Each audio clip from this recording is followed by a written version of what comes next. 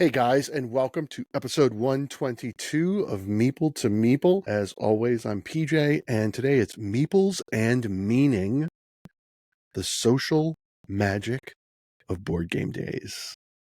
I'm really proud of that one, guys. With me today, I am so excited, is Becky, Mrs. Get Into Games. Becky, how are you? I'm good, thank you. This is cool. So I'm really looking forward to this because it's just you. This is like your solo debut, I feel like. I know. I'm trying to do things out of my comfort zone, actually, Yeah. and it feels weird not having Craig. I have worn his T-shirt if you're watching it on YouTube, but yeah, it'd be nice to just have a chat. Why are you not wearing your t-shirt? Don't you have one? Well, because the plan is that he might wear mine when he. Oh, right. That's cool. Yeah, I kind of like that. I we're kind of like like that. cross branding. I kind of like that. Yeah. So, just in case anyone doesn't know, and you really should by now, Becky and her husband Craig have a podcast called Get Into Games on Air. We do. And yeah, that's exciting. You just had a was it this week's episode or was it last week? No, it was this week, right? Where you talked about Last week, I think. was it last week?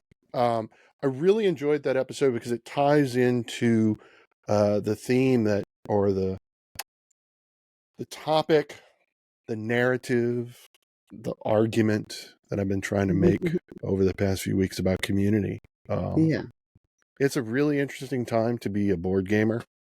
And I know, like, I've been saying this, people are going to get tired of me hearing me say it, but I know there's a lot of fear and anger, a lot of uncertainty. Definitely, the publishers all seem to say the same thing. It's like, we're going to wait and see, I think the fear, and this is interesting because you're in the UK. So in the US, I think that the fear is this. A lot of publishers are like, they're releasing their games and they're doing their normal business, but they're holding inventory back and not releasing it to the United States until they figure out what's going to happen as the situation's constantly changing. So it's like, it's a little scary as an American because you're like, I know I know UKGE is coming up and you can get putting aside whether you back the game or not, Luthier is going to be there. Yeah. And I'm like, will I ever get my copy? Yeah, it's strange because obviously being in the UK, we don't have the same issues that you're facing. In fact, I think maybe we're going to see more games coming to the UK because they're going to try and send games to Europe and wherever else they can sell games before they sell them to the US. So we might be in a more privileged position, but yeah, it's tricky times for everybody, I think. What's the general feeling in the UK? Like, what are people saying? How are people feeling about the whole situation? How much is what's going on here in the US really impacting what's going on there? I think people are concerned that, the smaller companies are going to not be able to manage the tariffs and perhaps have to close their doors. And I think some already have maybe made that choice. But other than that, it's not in the spheres that I find myself in. It's not big news here because it doesn't affect us quite in the same way. Right. I think it's just concerns about if you've backed Kickstarters and things like that, how it's going to impact whether you receive your game or not. Right. For smaller publishers. But I think the bigger publishers have said they'll just absorb it. And the UK, obviously, we're going to still get our games because we're not the US. So yeah, I don't know. It's not as big news here as I think it might be. It's big news. It's like you can't turn around without talking about tariffs and taxes, right? That's what we hear all the time. Yeah. So UKGE is coming up in less than 30 a month, yeah. So aside from the excitement, which I already know exists, what's the general feeling given in the context of the tariffs and uncertainty? What's the feeling going into UKGE? Does it feel like it's going to be bigger than ever, better, worse, smaller, bigger? I don't know. They've changed the setup this year. So yeah, the big hall that they usually have where you see all the pictures of UKGE, they're not going to have that hall this year. So everything's moved around. So that feels different in itself because we won't know exactly how it's set up until we go on the Thursday. I think, everyone's just getting really excited, especially about seeing each other, not necessarily about finding loads of new games. Right. Most of the chatter in the groups is kind of like, oh, we get to see each other, when we're going to meet up, what we're going to do, what games we're going to play. I think there's still quite a lot of excitement and lots of new games coming out. So that's cool. I love that.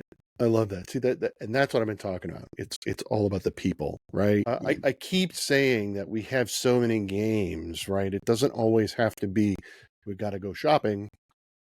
I'm with you. It's all about the people. I can't wait to see them. We've got a lot of conventions coming up this summer. This is kind of a busy one for me anyway, because I'm doing Origins in June, the full 4 days, which is about 25 to 30,000 attendees, which is smaller than UKGE, and it's celebrating its 50th anniversary, which is exciting.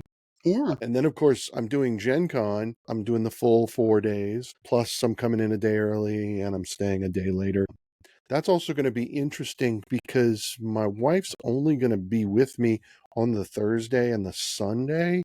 So, like, I have Friday and Saturday because we decided that this is going to work for us. So she'll come in on Thursday and we'll have our little Gen Con experience that we normally do, play testing and things of that nature. And then she will go and stay with her sister for 2 days, which then gives me 2 days to like not be PJ and just be Meeple to Meeple and do the podcasty things, which I've tried to do and try to balance. Trying to balance home. Like, I'm jealous of you and Craig because you podcast together. It's like trying to balance home and work being the podcast at a gaming convention can be challenging. Although this year at UKGE, Craig and I are going to do some separate bits. So Craig has to work with his other job on Saturday. So I'm going to go and do some of the meetings. So that's really cool. Ooh, Becky. I have to get brave. Yeah. So this is a great, kind of a start for you, right? Yeah. Being here, chatting with me, talking to the folks. Yeah, that's awesome. So let's talk about community, right? You and I went back and forth about what we were going to talk about. And I kind of fell into this whole, we need to talk more about community and the people. I think it's more about the people who play the games. I was thinking just before, you and I chatted offline before this recording, what are we finally going to talk about? So how do we nurture community? I've been saying we are responsible for nurturing community. It starts with me, then it starts with you. I've said this multiple times. So what are some things that you do to nurture a community of gamers in England? I'm going to backtrack a little bit. Go ahead. Before we get to the point where I can nurture gamers, okay, I want to just talk about how I got to where I've got to now. Yep. Because I very much felt like in the early days it was Craig's thing. Craig was doing all the content. Craig had the connections, was in the groups talking to the community about what he was doing. And I was just at work and, Craig's wife and, the extra tag on. And then he'd say, we're going to UKG. And I'd go, great, what's that? Oh, it's a board game convention. Let's go. Okay. And then we'd go and he'd be a bit like a celebrity and everybody going, hi, Craig. Hi, Craig. I was like, how do these people know you? So it started off like that, and I very much felt like an outsider, I'm not part of this world. I don't understand it. I don't know the people. And then, I think it was the second time we went to UKG, especially since we started the podcast, I feel like I now have more of a voice in this space, and I have things to say, and I want to say them. I now know lots more people in the community, and they are now our friends. But it took quite a long time to get to that point where we're building that community, because I was outside of it for quite a long time. Yeah. I think the podcast gave me a space to just feel like I could be Becky, who's interested in games, who started off more interested in games than Craig started off interested in games, because Craig used to be like a game flipper. When I first met him, I think he only really knew Monopoly. He hated it. And I grew up playing games, but we had a whole cupboard under the stairs of games that we would play. And my parents, we played games all the time. So I feel like I'm the gamer, and I introduced Craig to it.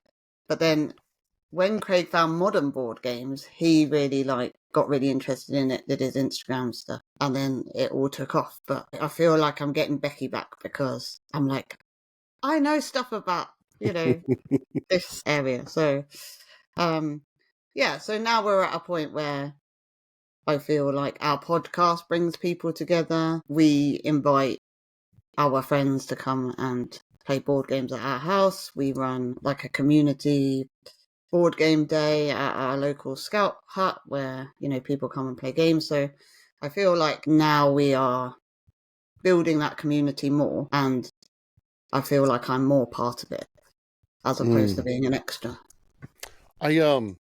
So that's kind of all right. So I guess it is good that we started here. That's precisely the experience that Katie and I have struggled with, right? The reality is that we share hobbies together. We work together. Yeah. So I don't know if you guys know this, but like I actually work for my wife. She is my boss. We get up in the morning and go to work together. And then we come home. And then we game together and we watch TV together. We do everything together. And I know a lot of people are jealous, like they wish they had that relationship with their wife. But you need a little time apart. Yeah. And the podcast was the one thing that she's letting, like, that's mine, right? The podcast is mine. So it means that when I go to conventions, I want to be meeple to meeple. But she's still a gamer too. Yeah. And she wants to go do the things. And it's like, yeah. So trying to balance that, like you said, in the early days. And I have a responsibility to not try to overshadow her. And I can get excited. I'm an excitable guy. When everybody knows that. And it's gotten me in trouble. There have been rocky moments in the past. So yeah, trying to balance that out. I love that you guys podcast together. I wish we podcast together because it would make conventions easier. But the other compromise is, like, for Gen Con, because her sister lives so close, she'll do like Thursday and Sunday. And then I have like the 2 days in the middle to just, do the things I want to do or need to do or whatever. Yeah. But so did I know that story that you were the gamer first? Did I know that? I don't know. I don't think I knew that. Like, that makes a lot of sense. You're the gamer and Craig's the entertainer. So he gravitated towards social media and just took the world by storm. I think I bought him some modern board games for a birthday once. And then, I think it was COVID and it was lockdown and we were stuck in the house. So, well, you've got nothing else to do. Let's play board games. And then we've got 2 kids. So, we can't go out in the evening. So we play board games. And then I don't know how he happened upon Instagram and all of, that world. But, it did take off. And, he was getting the benefits of people following him and, interested in what he had to say. Yeah. And then I think it was a New Year's Eve once, he said, "Oh, let's do a podcast." And I was like, "Okay. Does it just mean talking to you about board games?" And he was like, "Sure, yeah, excellent." So yeah, we got involved in that. And I really enjoy it now because I like talking to him about it. It feels quite cathartic to discuss the games that we're playing. And sometimes we have meaningful things to say, and sometimes we just have absolute rubbish to say. But that's also fine. And we don't do it for anybody to particularly listen, although I'm sure some people do. Yeah. I do. I love it. I love listening to y'all. But we just do it because we enjoy talking about board games, and if it makes one person happy or gets one person to play a board game that they hadn't ever heard of before, right, then we've done a good job, and that's the most important thing. I think what I learned about both you and Craig a year ago when we stayed with y'all is, like, you and I think a lot alike. You ask some of the same types of questions. You're just quieter than I am. That's the only difference. I'm just like out there. But I remember just all the conversations we had. I think it really sunk in when we were at that manor house. It was after we had played Obsession. So there I go. I mentioned Obsession. But I think we were having afternoon tea and scones. And I remember we were talking about something. And the conversation got very... It was about religion or something, wasn't it? I think it was something like that. But we were asking questions about the world around us. Yeah. In turn, we were asking... And so you were asking questions that I ask all the time. And then we were talking about board games. And you were asking the same type of questions. I was like, Becky and I think a lot alike. In that regard. I also know that it's really important to you to nurture community. Like the friendships really matter to you. Yeah. And I think maybe whether your feelings are, I mean, your feelings are always justified. They're valid, but whether you really were being overshadowed by Craig or not, those feelings, valid as they are, gave you a unique perspective to bring to the table that, you want to connect with people and do it through board games because we have this shared passion. I think that's what I really enjoy most about listening to you when you talk on the podcast. I don't know. I just think you say great things, and I think that the reason why we needed to build a community was because, so I used to live in London and my parents moved up to Banbury and my sister moved up to Banbury and we were still living in London and it was very expensive to live there. And eventually Alana was about a year old and we moved up north from where we were. And but we don't have any friends, so we left all of our friends that we made at school and the people we grew up with, we left them behind and we didn't have any friends. So it was really a case of we have to build new friends, and that's quite difficult to do when you're of a certain age, because you're not, especially when you've got kids, because you're not going out to the pub, you're not going out to places where you might meet people. So we very much, when we got into board games, we went to a few conventions. We went to, like, Nick from Board, what was his handle? Board Nick? Game Review UK. That's it. It's a good job I remembered his name because often I just call people by their handle. So yeah, we went to those kind of conventions, met people, and then thought, wow, actually these people can be our real friends because we have a real interest, and it's grown from there. And the more we've got to know people, the more we've had people over, the more you connect with people. And now it's starting to become that actually people can come over and it's not about the board games all the time. You will play a few board games, but it's not solely about the board games. It's like when we meet up and talk with you and Katie over Zoom. Mm-hmm. We talk a lot and we might play one or two games, but the games brought us together, but now we have a stronger connection, which is really nice. So I really enjoyed that element of it, and it has brought us a huge wealth of friends, which I never even, it gives me goosebumps now even thinking about it. So I just think, if I used to count up on I've got like 2-3 friends, and now I can think of loads of people that you could call in a bind, come play some board games, Yeah. And they've got our back, and they're our kind of people. But it's through our love of board games that we've kind of connected. Right. I really feel that. That totally resonates with me because, so in 2016, Katie and I left Louisiana and moved to Illinois, and that's like a 12-hour drive. So talk about leaving all your friends and your family behind and then not knowing a soul. At the time, there were 3 here in Springfield. There were 3 friendly local game stores, and Katie and I walked into one, and which is Titan. We walked in, and the guy working the counter was very friendly. And he was like, he talked to us like people, not like customers. There wasn't like an official professional. Not that he wasn't professional, but and found out that they had a board game night. And so I remember when we first moved here, Katie and I were like, we don't know anyone. There's this open game night, and we didn't know, because they don't do that in Louisiana. Maybe they do now. We didn't know what an open board game night was. Like, what? So we had a really small collection. The majority of our collection was like every one of the maps from Ticket to Ride.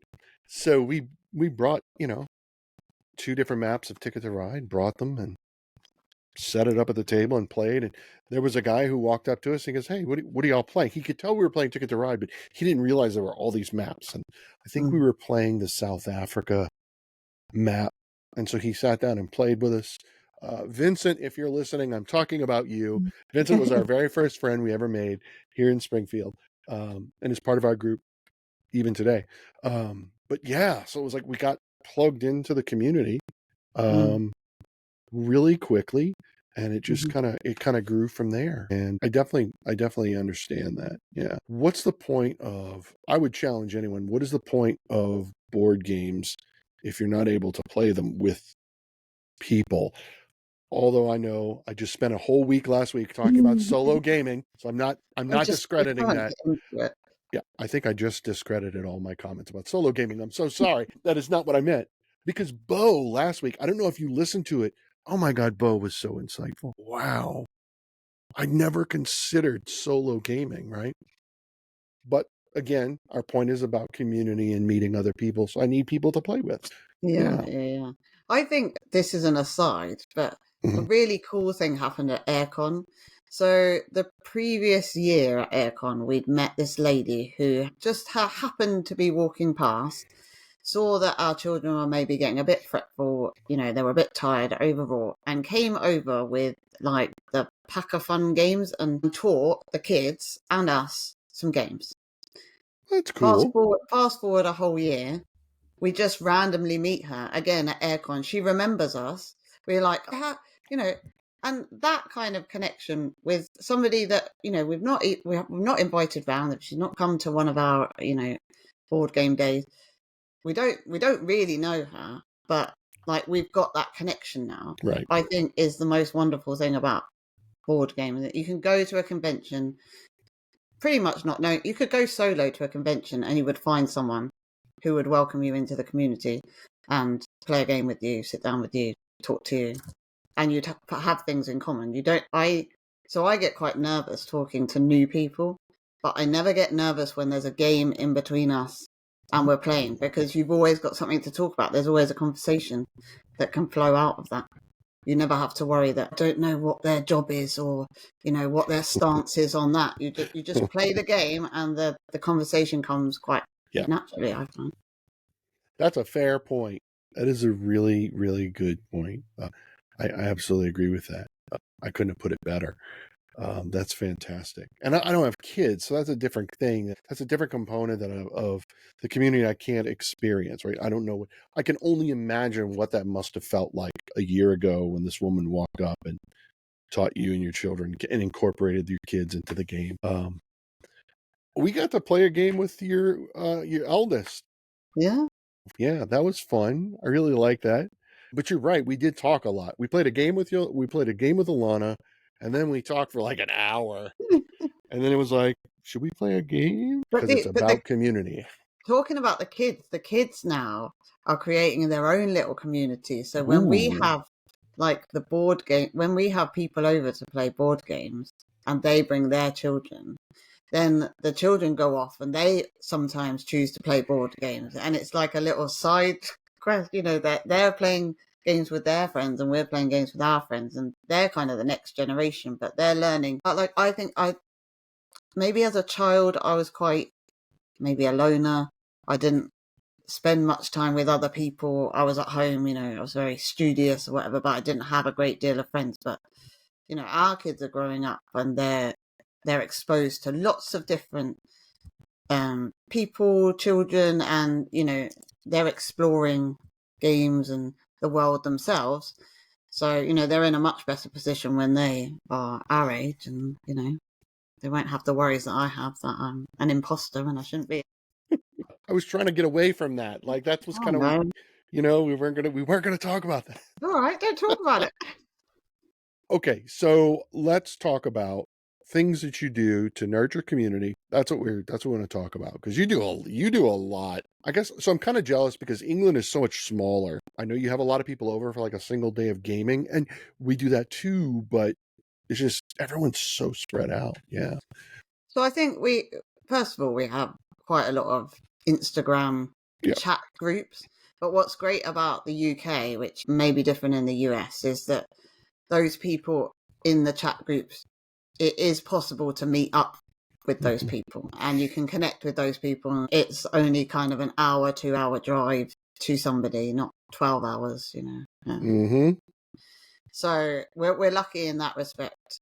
I mean, one of the biggest things that we do is to run Mollycon, which is at Mollington Village Hall, and we pay for the hire of the village hall, and then we invite as many board gamers from Instagram or our friends, family, to come and spend the day, usually from about 10 till 11 at night, and just playing board games.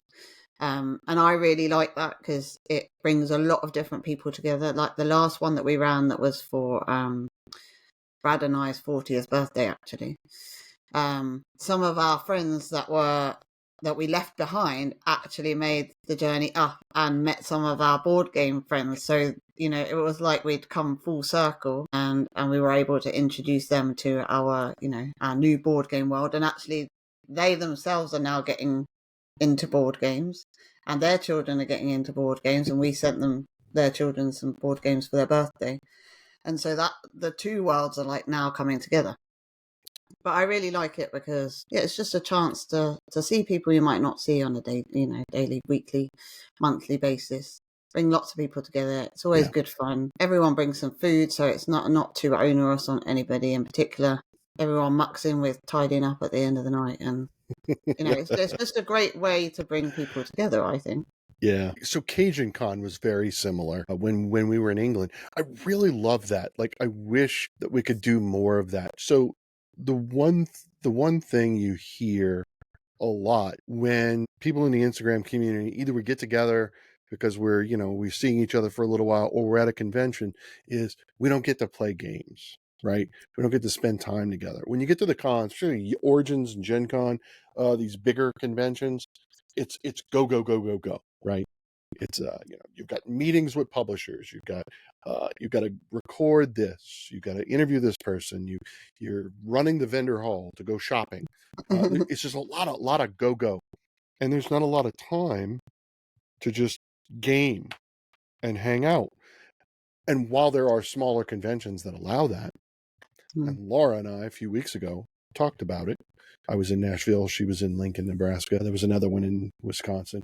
But again, our country is so big. This country is so huge. It's really hard. Like, I thought about it. There's a park here in Springfield. And it was like, I could rent a hall because we have halls just like what you have, like scout halls and things of that nature. People could bring food and things. I mean, I could do it at Titan. Titan's got a whole gaming room. I could rent that out. Nick would rent that out, but there's no kitchen. There's nothing for like kids. I think that's the beauty of what y'all do is you could bring your kids. These parks have like a playground so the kids can do their own thing if they don't want a board game. But everyone's so far away. So we wait for Origins or Geekway or Gen Con or PAX.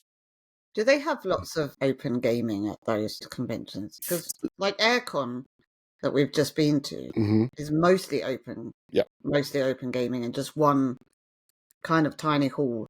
Yeah. With, vendors stores. But is that how it works? So the smaller conventions like Tennessee Game Days, Prairie Game Festival, Nerd Fest, these smaller 1,000 or less people is like 90% open gaming. Then you have like Geekway, and then Geekway is about 3,000 people. Geekway Mini is like 400 people. Those are like all open gaming with a few events. There are some events, there are some learn to plays, but there's a games library, open gaming, a very, very humble vendor hall.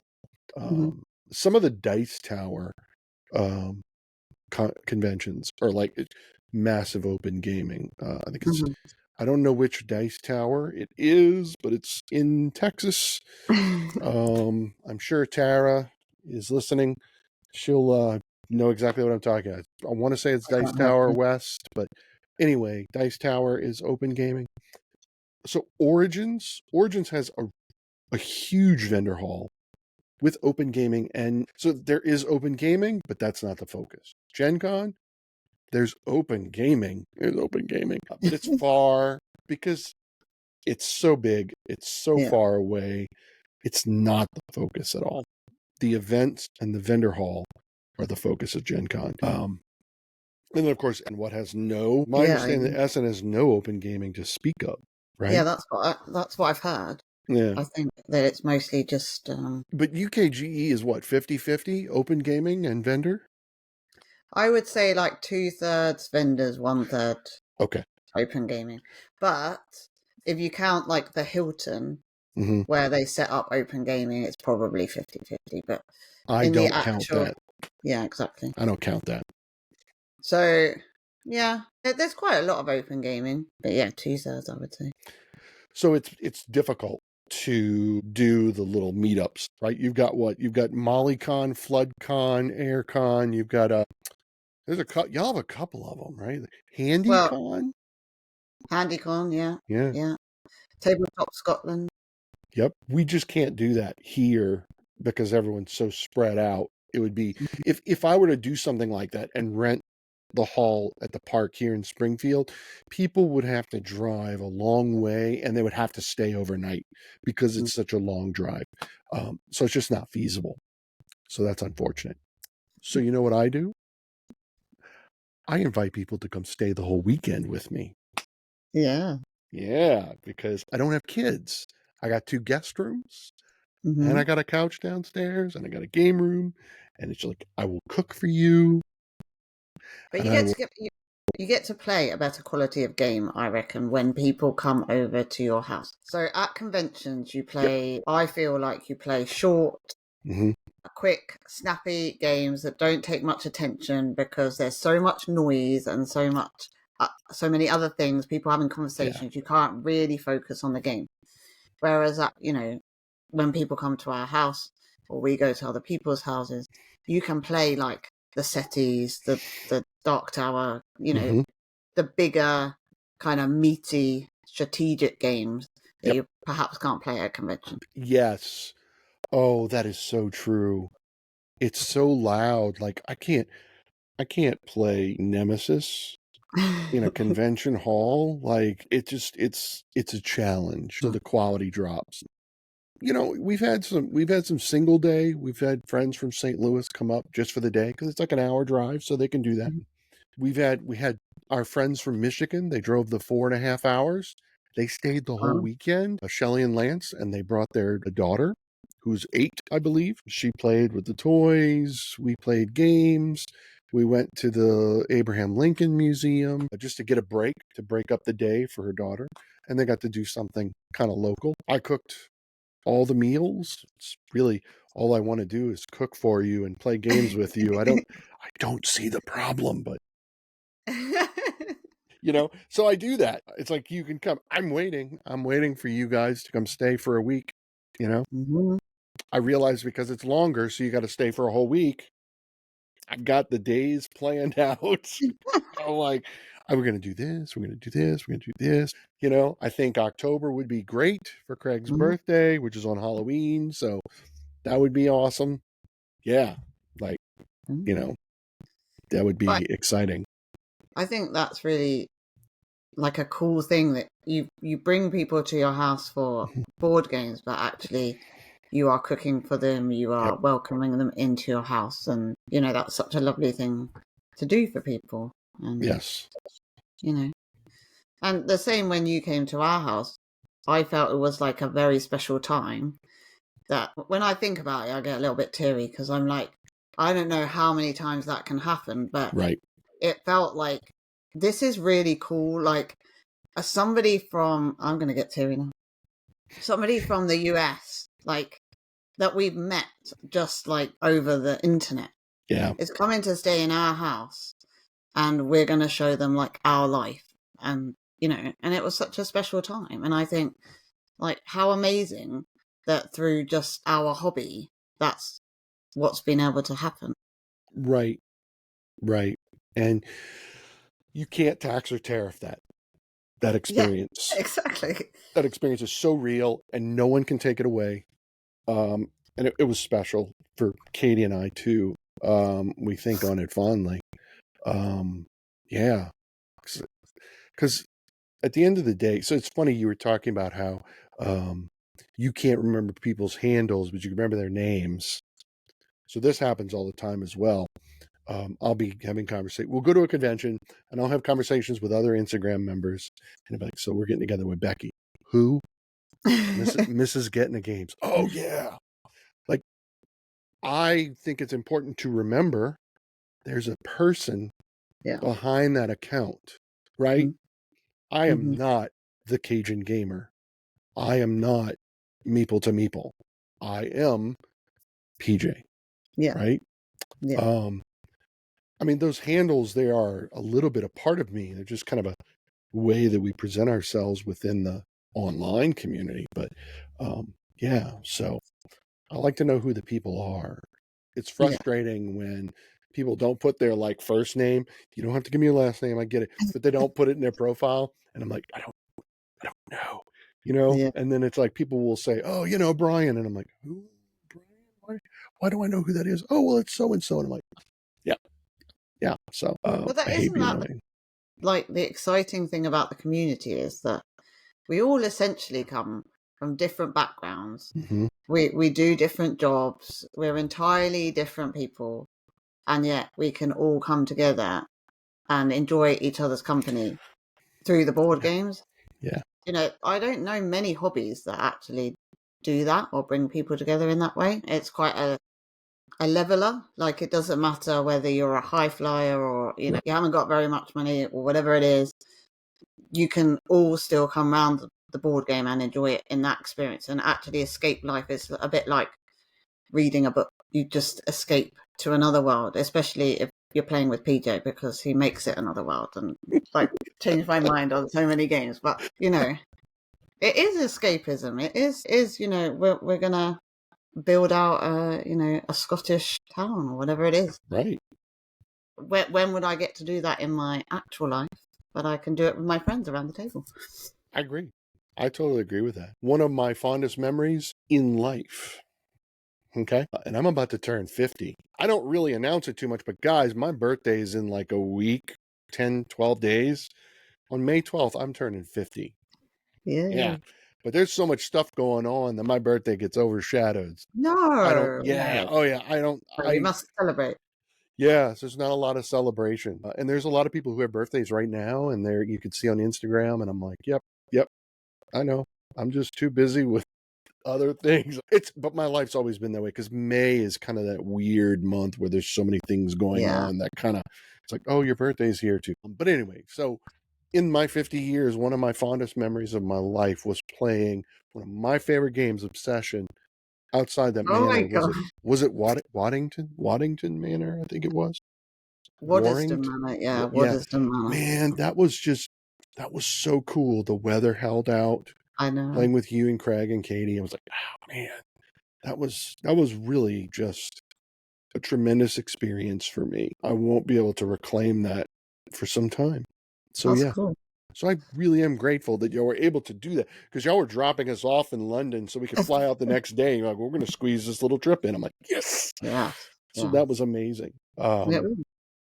So do you have, because we talked a little bit about this, do you have any games that you really enjoy teaching when you either do a games day meetup or you have friends over to the house that you would like to share?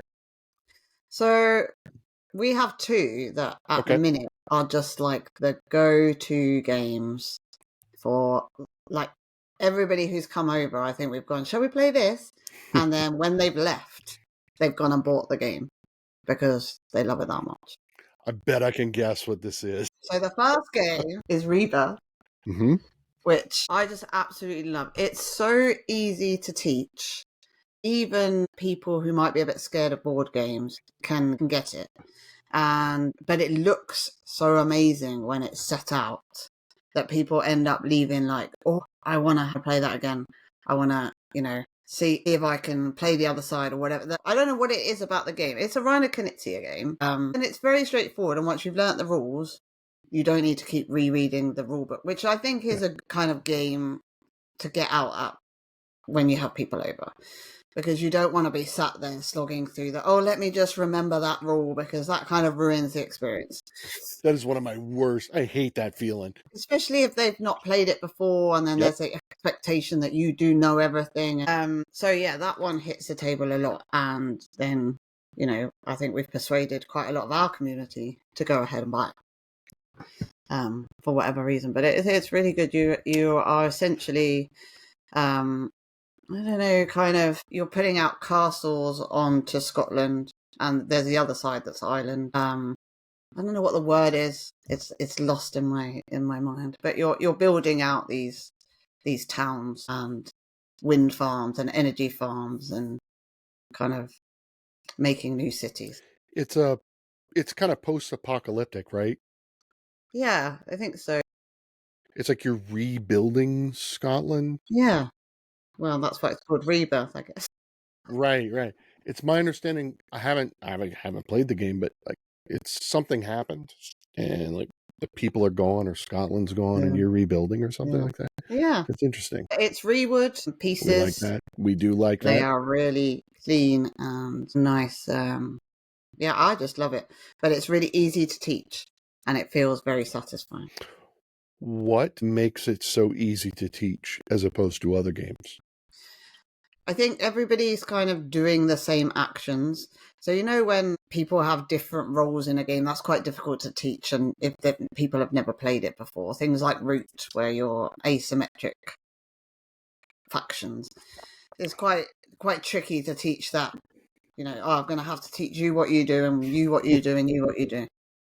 And you can almost kind of help people through the game, especially if it's their first game, without kind of losing the fun or the strategy in it. And the points are always quite close as well, which I think is important when you're teaching a new game, that you don't want to teach it, and because you know the rules, you've scored 300 points, and the person you're teaching it has only scored 50. That feels bad to me. Yeah, I want people to have a nice experience of their first, because I think that's what excites me about building that community, is that you're teaching. I get excited when you teach a new game. Yeah. Because but there's quite a lot of, not pressure, but you want to get it right, because I've been taught games and I think, oh, that's a rubbish game, and then I often wonder, was it the teach or was it the game? You can make or break a game by how you teach it, and the experience that people get with that game. If you just run away with it, and you're just playing it to kind of beat them, well, they're not going to have any fun with it, and they're not going to want to go back to it, and they're certainly probably not going to want to play with you again. I think there's an element of being gracious, and you need to have a bit of humility, and just let you might teach them a bit of strategy, or say, maybe you should go here because you're going to get more points. And I feel like Rebirth is good for that, because you can tell them it might be good to do this, but without sacrificing your score. Okay. Yeah. Which feels quite. I like that. So I have 3 games that I've chosen that I like to teach. So Obsession is going to come no surprise to anyone. I'm not going to talk much about the game. I've talked about the game, the mechanics, and how it plays till I'm blue in my face. Some people have said they're tired of hearing me talk about Obsession. No way. Yeah, but I will tell you this. Do you know the one game people always ask me? They're like, "Hey, if I'm going to a convention, or if they're coming to my house." So Shelly was like, "We have to play Obsession." In fact, it was the first game we played when her and her husband arrived. Play that. It's like they want. So it's really interesting. I think because Gareth and I have talked so much about Obsession, and it's our favorite game, and we're upfront about the fact that Obsession is not the best game in the world. It is not for everybody, but the theme is magic. And we talk about it so much, and we're so passionate about the game that people want to play with me. Hey, I don't know. So, but I know, so I know people. So I'm bringing it to Origins because if, believe it or not, Adam from Tabletop Vibes and Kristen Mott, game designer, both who have been on this show several times, have never played Obsession. And they're like, we want you to teach us. I didn't get to play in Nashville. I'm bringing it to Origins. Kristen and Adam, if you're listening, only game I'm bringing to Origins is Obsession. And one night, I'm teaching the two of you. And Becky can tell you, I know how to teach this game. You do? Can I let you into a secret? Tell me a secret. We have not played it since we played it with you. Because we can't. I don't think we can, because we can't top it. Like, I don't want to play it because it won't be the same. It could be better. I don't think it will. I don't think it will. Then imagining, so-and-so is hooking up with so-and-so and going to the ball, like, I don't know if we could do it justice. So we actually haven't played it since we played it with you. Well, to be fair, playing it at a French manor house in the English countryside is kind of a unique setting for that game. Perfect as it is. I'm sorry. I would say y'all should try and play it again. Yeah, we should. Definitely. You should definitely give it another go. I'll be honest with you. I think Katie and I have we've only played our physical copy twice since we played it with you, to be honest. We play a lot on BGA because we get to play with friends who are international. And speaking of community and uniting players around the world, BGA is a really great opportunity in that regard. It lets us play games with folks that we may never get to play games with. So I definitely say that. On the other side, like all coins, there's two sides. BGA is rubbish when it comes to trying to learn a game for the first time. My God. We tried to teach Brad and Susie how to play Lost Ruins of Arnak on BGA once, and they never want to play it. And I'm like, but it's so good. It is I'm like, good. you will have to play it in the physical realm because BGA does not do it justice. But I agree with you in the fact that it is a wonderful tool for being able to play a lot of those heavier games across the internet with people that we can't meet up with. And for that, I will be like eternally grateful because, But if you're trying to learn a game for the first time, so a perfect example is Azul Duel, right? Now I know it's out and we can purchase it now, but so Katie and I played it. It's obviously 2-player, so it's just the two of us, and we're trying to learn it, and we're like, okay, I'm just clicking on tiles and I don't know what I'm doing. I felt that way about Fromage. I played Fromage with Shelly, and I'm like, okay, when the boards turned for the first time, I'm like, what just happened? So interesting you should say that, but that is the second game I have chosen. What a segue. What a segue. For teaching newbies. It's very satisfying, but I agree with you. Like, I wouldn't play it on BGA. I really like introducing people to games that are kind of a bit out there and certainly away from games that they perhaps would know. Like, especially if they are people who've, only played Monopoly and Cluedo and Scrabble and things. And I think Fromage is a great one for going, look at this game. It looks beautiful. It's about making cheese, and who doesn't like cheese? And the worker placement and being able to get your workers back if they're facing you. It's just a really interesting mechanic. And so I think I choose that game to teach people because it's interesting. It draws their attention to the game. There's lots to talk about and discuss. And again, like Rebirth, it gets to the table quite a lot. People seem to enjoy it, and then they want to go and buy. I think you hit something. So when teaching to someone who's not used to games or modern board games, right? Like you said, Monopoly, Cluedo, whatever, and they play Fromage. The one thing I like about Fromage is it's not an overly complex game, but it is beautiful. And the game that you play, if they love it and go buy it, it's going to look the same, right? I'm thinking about Foundations of Rome, which is overproduced. It is a beautiful game, but it's a very simple gateway game that if you were to introduce that game to someone who had never played modern games outside of Monopoly, Candyland, Clue, you know, and they play Foundation of Rome, it's going to elevate their expectations of what board games are going to look like. And not every board game looks like that. But with Fromage, those workers, those wooden cheese components are amazing. And if they want to, they can go out and get upgraded bits for all the other pieces, which then introduces them to a whole nother aspect of the industry. Yeah. The upgraded bits. I will say that Fromage doesn't need them. No.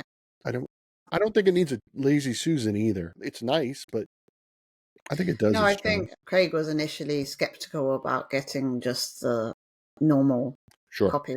He likes a deluxe copy of games, but of course that comes with a price tag. So you can't always have the deluxe copy because I would have to work all the hours under the sun. Yeah. And we have played Fromage probably more than any of our other games, as well as Rebirth. They've probably played about the same amount, but wow. The price per play is low because we've played it so much. And I don't think it needs a lazy Susan. I don't think it needs wooden cows or whatever. It's perfectly fine the way it is. And it feels quite deluxe, I would say. Yeah. Even though it's not the deluxe copy. It's cool. I enjoy it. So my second game that I enjoy teaching and introducing to new players. I won't say a lot about the game again because it's another game I've talked about a lot. And that's Nefer. I want this game. I so want y'all to get a copy. I can't wait to see. Now, I'm going to be fair. I'll be completely honest with you. I don't teach this game. Okay. I don't. Katie teaches this game. And she is magnificent when she's teaching Nefer. She's magnificent all the time. She is. But she's even more like her magnificence is elevated when she teaches this game. She's just so good. I'm like, wow. I'm riveted. Because sometimes you get someone, they're trying to teach you a game that's very heavy, that has a lot of different action options, and you want to cover everything. Even I, a seasoned gamer, I can fall asleep and be like, oh God, this is right. But she does such a good job. And she breaks it down in a clear, cool, and logical way that it's probably my favorite game to watch my wife teach to other people. And she's just great. Plus, it's a great game. My God, feel like the theme lends itself to, you can explain some of the mechanisms through the theme of what's going on by the way you've explained it. Which is probably why that and Obsession are like my two favorites, because it's the theme. The theme will inform the teach and vice versa. Yeah, because it's just so incredible.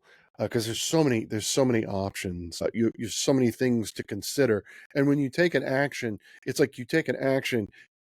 In order to take the action you want, it requires this action first, right? Like embalming a dead person before you can put them in a sarcophagus. You got to embalm them first. This makes sense, but that's an action you have to take, and that is illustrated in the components too in this game, which is so beautiful.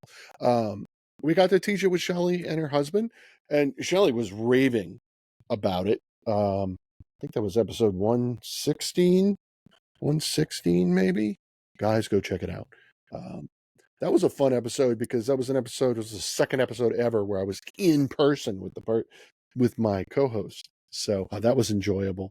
But she just raved about the way Katie teaches, and I love watching my wife teach that game. And then for the people we're playing with to have a great experience, right?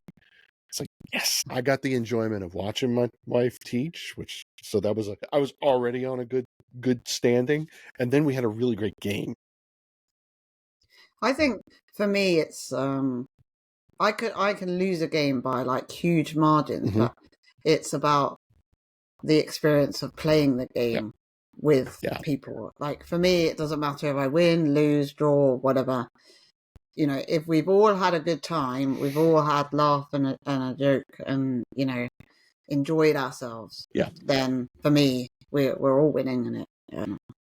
Is there an exception for you? Like, do you feel that way when you're playing a game with Craig? Like, are you more competitive with Craig than with other people, or does it just not factor? Probably more competitive, but it Sure. still doesn't matter to me whether I like to win. Yeah.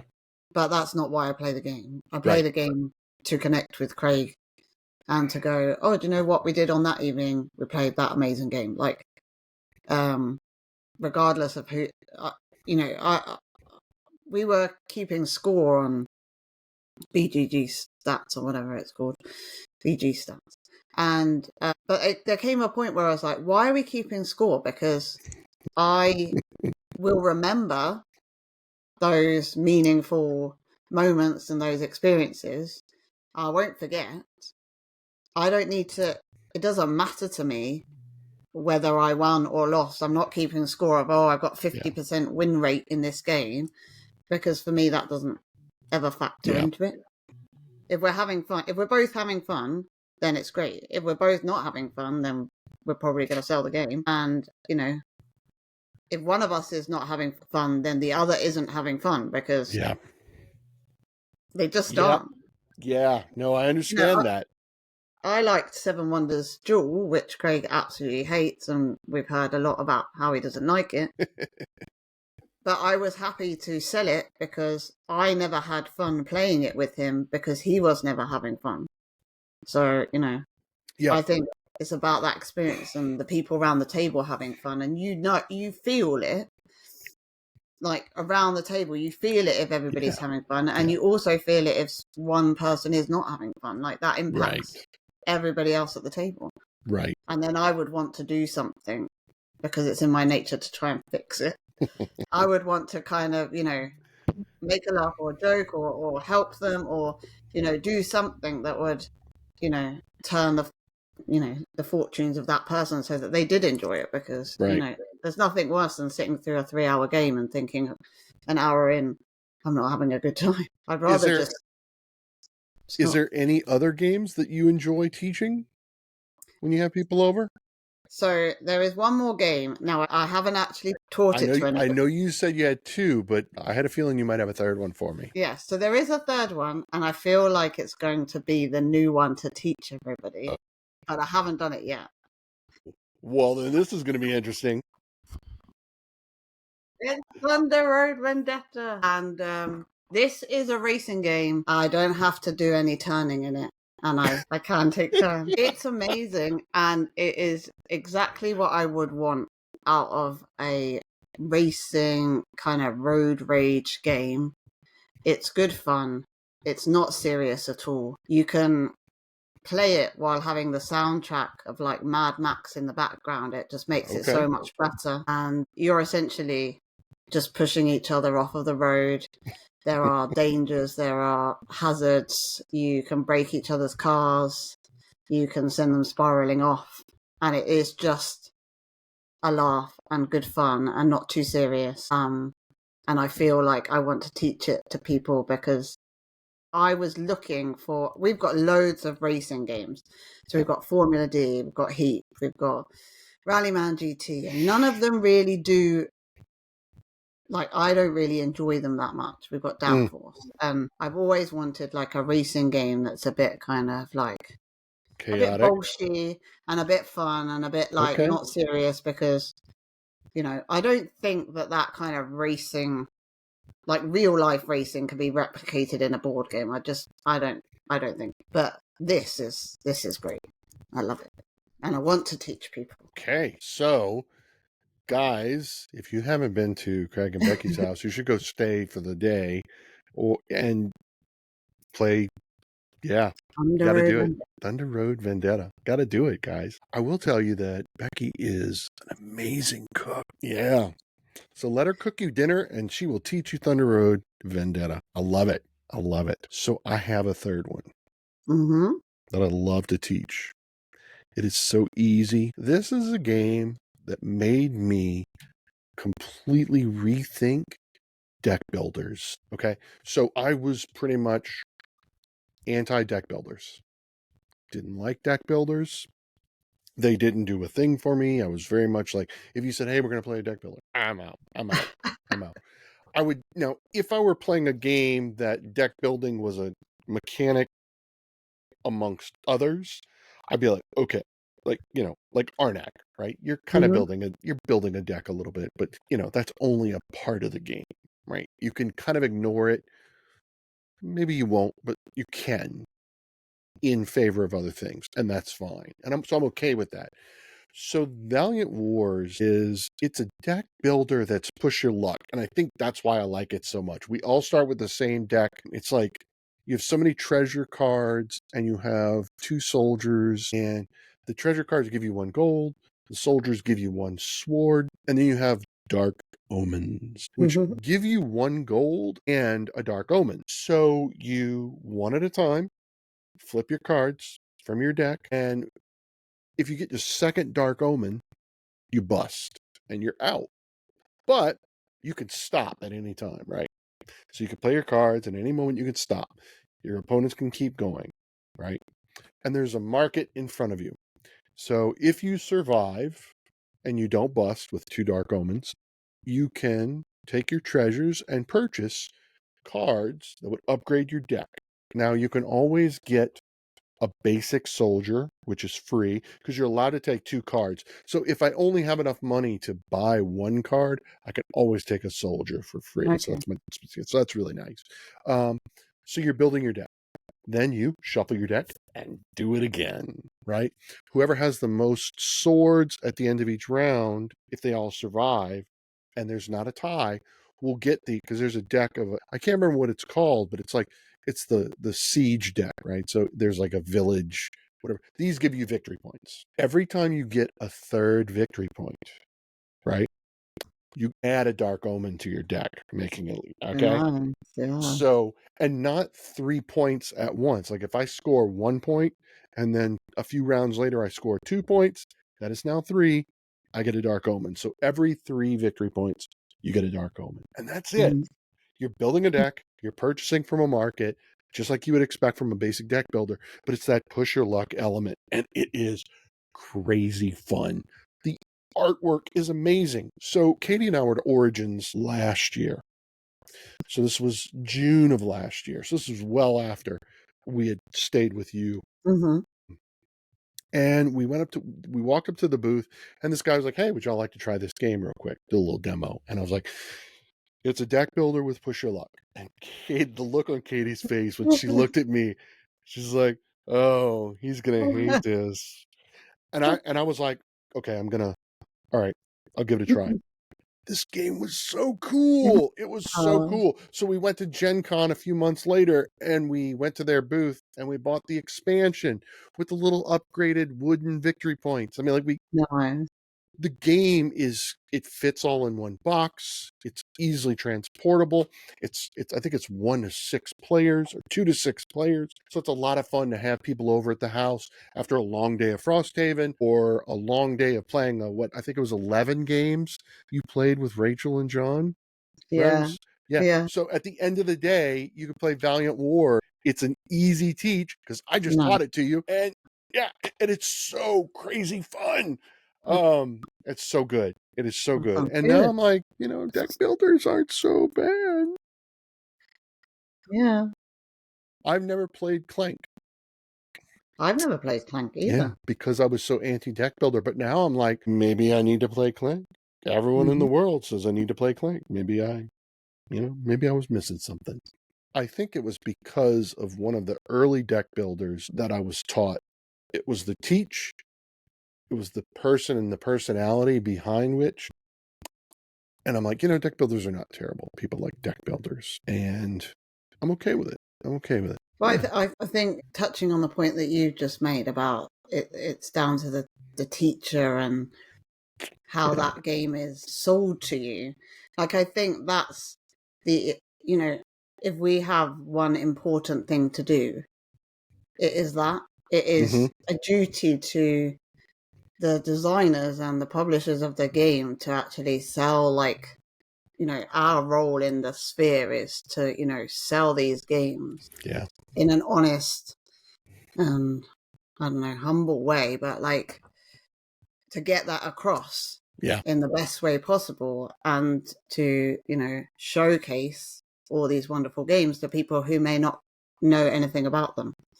Right. And I think, you know, that's what I would like to hope I am doing. Yeah. You know, when I'm taking pictures or I'm posting videos, I would hope that somebody's looking at it and thinks, I want to be part of that community. I want to have that experience. I want to play those games with my friends and have, you know, the experience that other people are having.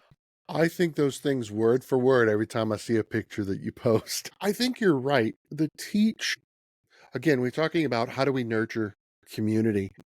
Teaching a game, if you teach a game poorly or unintentionally teach a game incorrectly, right? It can adversely affect the people you're teaching, not only how they receive that game, it will affect how they receive that mechanic in future games, and also just the gaming as a whole, right? Mm.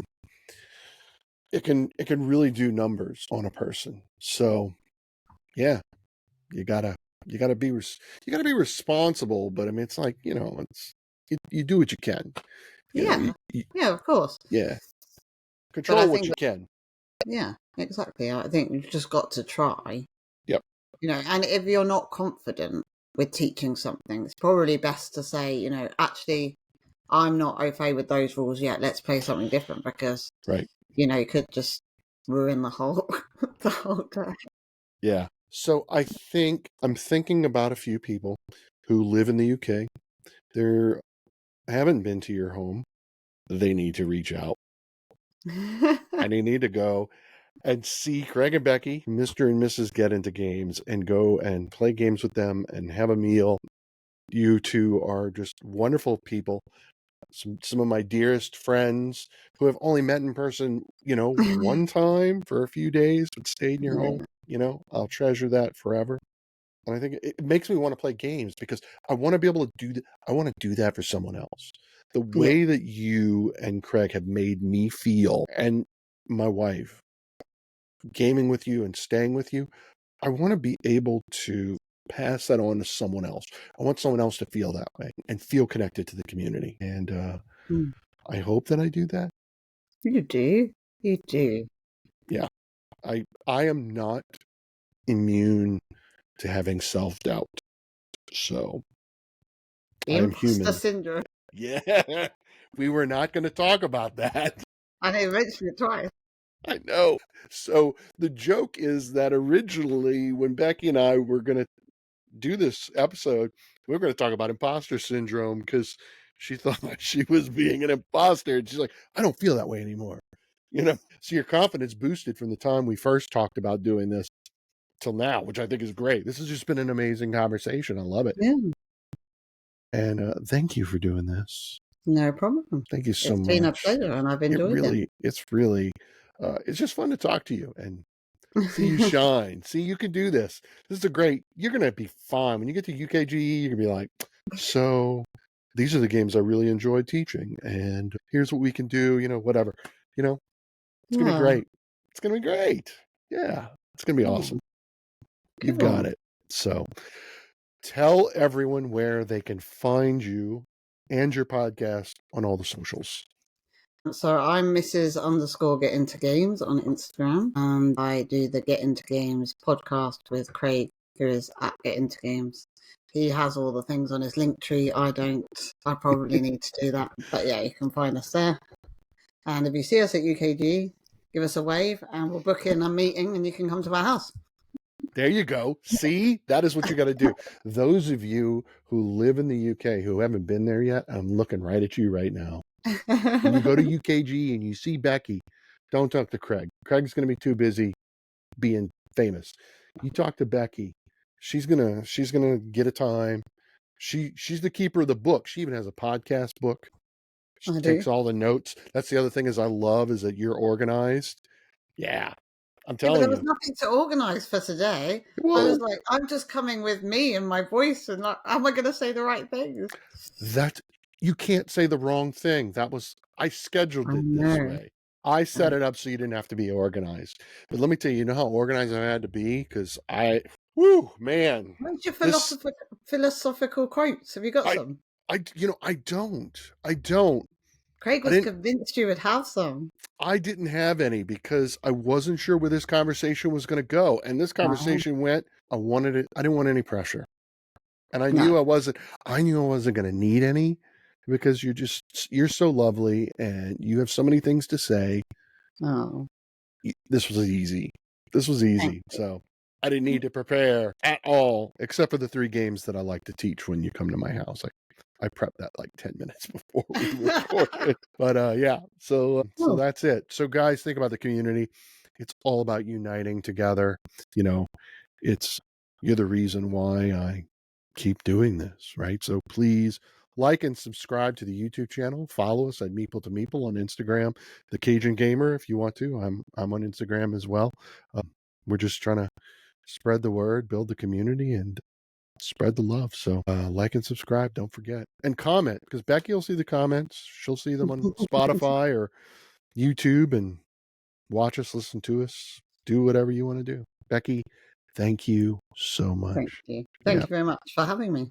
Yeah, absolutely. Bye, guys.